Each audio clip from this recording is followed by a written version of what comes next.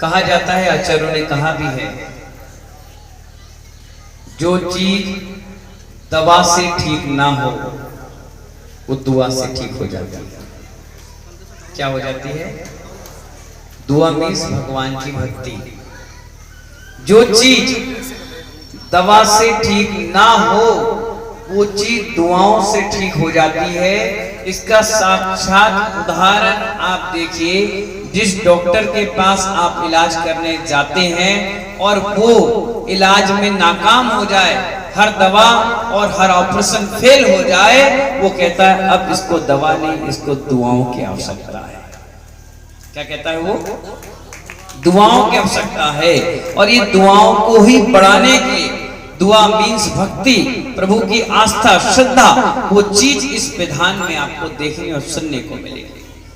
महानुभाव, आपने रामायण पढ़ी होगी, सुनी होगी। कितने लोगों ने सुनी और देखी है बताना? हाथ ऊपर करिए। टीवी में देखी रामानंद सागर की? क्या पद्म रामचंद्र जी का ही दूसरा नाम है। क्या नाम है? पद्म रामचंद्र जी का ही दूसरा नाम है जैन रामायण की अपेक्षा से। तो जो रामायण आपने देखी उसमें क्या कर लिया था? हाँ, धर पकड़ कहते हो आप, चंबल में क्या कहते हो? पकड़ हो गई, पकड़ हो गई, ऐसे कहते हो ना। तो महानुभाव, उन्होंने क्या किया? सीता को हर के यहाँ से कहाँ ले गया? अपने जहाँ उसका निवास था, लंका, उस स्थान पर ले गया। अब राम जी इसलिए चिंतातुर थे कि इतना बड़ा समुद्र हम कैसे पार करके जाएंगे। ऐसी कोई रिद्धि सिद्धि है नहीं कि उड़कर पहुंच जाए, और अकेले पहुंच जाए, इतनी बड़ी सेना को कैसे लेकर जाए। वो दोनों भाई अकेले निकले थे घर से वनवास के लिए, और उनके साथ वानरों की बहुत बड़ी सेना इकट्ठी हो गई। बहुत लोग उनके साथ जुड़ गए। जब इरादे नेक हो और दिल में रहम हो तो अपने आप हर चीज अच्छी होती चली जाती है। हुआ क्या? अब वो निकले कहां पर? उस समुद्र को पार करने के लिए। उनके पास नल और नील नाम के दो सेनापति थे, बहुत बढ़िया थे। उन्होंने क्या किया? उनके पास रिद्धि सिद्धि थी, तो पत्थरों को पानी में डालते थे तो पत्थर नहीं डूबते थे, तैरने लग जाते थे। तो दो दो पत्थर उठाते थे दोनों और डालते थे। राम और उनकी पूरी जो सेना थी, उन्होंने कहा ऐसे तो कितने दिन लग जाएंगे पुल बनाते बनाते। क्या बोला उन्होंने? ऐसे तो कितने दिन लग जाएंगे पुल बनाते हुए, पता नहीं कब तक हमारे रामचंद्र जी भगवान चिंता में डूबे रहेंगे। और किसी को भी व्यक्ति को अगर मैं भी उदास हो जाऊं तो लोग आकर मुझसे कहते हैं कि महाराज जी आज आप उदास क्यों हैं? राम का नाम लिखा, वो फिर डूबा, फिर निकल आया। उसने कहा ये तो बहुत चमत्कार हो गया, मेरी भक्ति आज पता चल गई कि सम्यक है, असली है भगवान के प्रति। और वहां पर जय श्री राम के नारे लगने लग गए। सारे तंबुओं से वानर सेना निकल आई और सबने पत्थर उठा उठा के हनुमान को दिए। हनुमान ने राम लिखा और फटाफट उस पुल पर डालने लगे जो पानी से भरा था। रामचंद्र जी के कानों में भी बात पहुंची कि जय घोष लगा। उन्होंने सोचा पता नहीं क्या हो गया, वो तंबू से बाहर निकल के आए और एक पहरेदार से पूछा कि किस चीज का शोरगुल हो रहा है।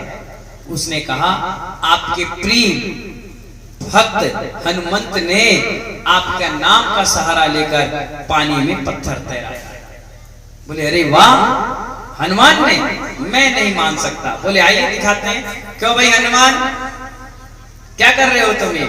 क्या चमत्कार बना रखा है, क्या हल्ला कर रखा है? देखा भगवान, आपके नाम का सहारा लेकर मैंने पत्थर डाला, पत्थर पानी में डूबा नहीं, तैरने लगा। अब आप चिंता मत करो, हम बहुत जल्द इस पुल को पार कर लेंगे और रावण से अपनी सीता मैया को लेकर आ जाएंगे।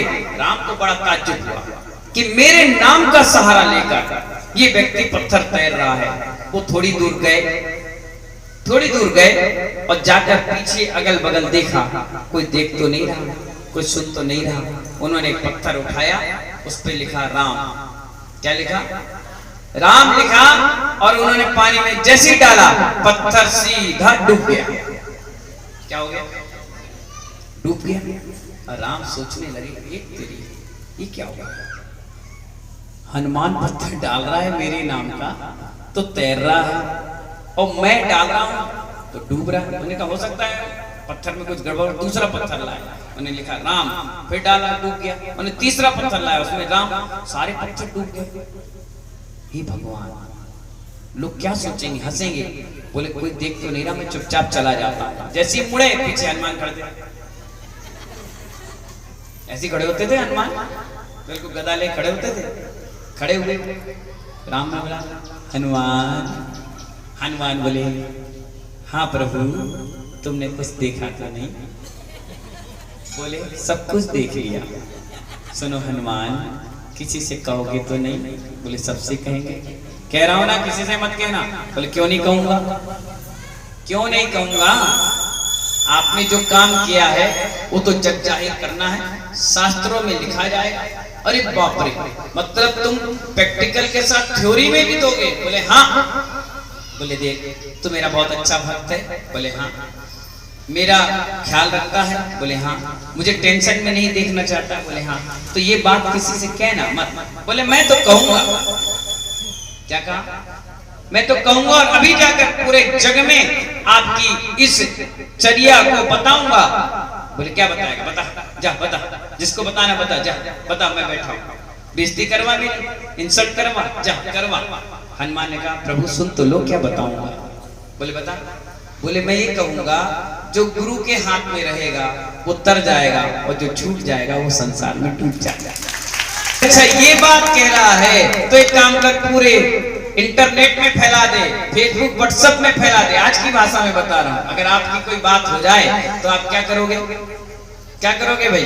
सबसे पहले व्हाट्सएप पे डालोगे, अपने फैमिली ग्रुपों में डालोगे, फिर फेसबुक पे डालोगे, फिर ट्विटर में और नेट पे, यूट्यूब चैनल पे, पारस चैनल पे डालोगे कि इतना बड़ा चमत्कार हो गया हमारे नगर करल में। मानवा उस समय की भाषा भी ऐसी थी। जा, जिसको बताना है बता। और हनुमान ने कहा जो प्रभु के हाथ में रहेगा, जो गुरु के हाथ में रहेगा, वो कभी संसार में नहीं डूबेगा, और जो उसे छूट जाएगा, जो रूठ जाएगा, वो संसार में उस पत्थर के तरह डूब जाएगा। ये बात रावण के कान तक पहुंची। स्टोरी अभी समाप्त नहीं हुई।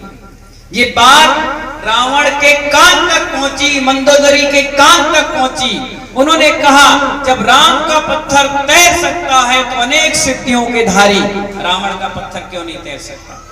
उनकी पत्नियों ने कहा वो राम प्रभु हैं, मोक्षगामी जीव हैं, उनका पत्थर तैरेगा, रावण आपका डूब जाएगा। रावण ने बोला नहीं, मेरा पत्थर भी तैरेगा। और उसने क्या किया?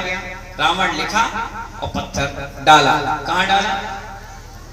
पानी मंगवाया, राजसभा लगी थी, उन्होंने कहा देखो मेरा भी चमत्कार देखो। तुम क्या सोच रहे हो कि सिर्फ श्री राम का चमत्कार है, हनुमान का चमत्कार है? मेरा भी चमत्कार। उन्होंने रावण लिखा और पत्थर पानी में डाला, पत्थर तैरने लगा। क्या करने लगा? सब लोग रावण की जय जय। रावण के पास कमरे में जाकर पूछा, हे नाथ ये बताइए आपके पास रिद्धि कब से आ गई, पत्थर पानी में तैर जाए? दशहरे पर उसका पुतला जलाते हो, लेकिन जैन रामायण जब पढ़ोगे तो आने वाली तीर्थंकर की 24वीं में वो हमारा पूजनीय तीर्थंकर बनकर इस वेदी पर विराजमान होगा। मानवा यही सोच का फर्क है, यही श्रद्धा और आस्था का विषय है कि जिसने पार्श्वनाथ भगवान पर श्रद्धा रख ली, मानवा जीवन में सारे उपसर्ग उसके दूर हो गए। कल्याण मंदिर स्तोत्र जिसने पढ़ लिया, सारे उपसर्ग उसके टल गए। रोज प्रतिदिन आप सुन रहे हो कोई ना कोई किसी के साथ अच्छी घटनाएं घट रही है, और वो आकर मुझे खुद बताता है महाराज जी जब से आपने आशीर्वाद दिया। और मेरा भी यही कहना है, मैं भी हनुमान की तरह भगवान बरासों वाले, भगवान पार्श्वनाथ, भगवान आदिनाथ का नाम लेकर के आपको आशीर्वाद दे देता हूँ। उस हनुमान की तरह उस पत्थर में भगवान का नाम लिखकर दे देता हूँ, इसलिए आपकी नौवा, आपकी नाव उस पानी में डूब नहीं पा रही, सरासर तेजी से आगे बढ़ रही है। यही श्रद्धा का विषय जिस दिन तुमने अपने हृदय में रख लिया, मैं भगवान पर श्रद्धा रखता हूँ, इसलिए महानुभाव मुझे किसी चीज की आवश्यकता नहीं, किसी उपसर्ग से मैं नहीं डरता। और आप छोटी छोटी बातों पर हमारे पास या किसी ज्योतिषाचार्य या मंत्र वेदता के पास पहुंच जाते हैं, क्योंकि आपके अंदर अभी श्रद्धा है ही। आपकी श्रद्धा ऐसी चीजों पर लगी हुई है जो आपकी श्रद्धा आपको ले डूबेगी। एक होती है अंधश्रद्धा, और एक होती सम्यक श्रद्धा। हमारी श्रद्धा भगवान पर है, जैसे आप हमसे बात करते हो ऐसे हम उनसे बात करते हैं। सुख दुख आना जाना जो कुछ है हम भगवान को समर्पित करते हो। जब समर्पण श्रद्धा आस्था होती है मानो चमत्कार भी उसी जगह पर पैदा होता है।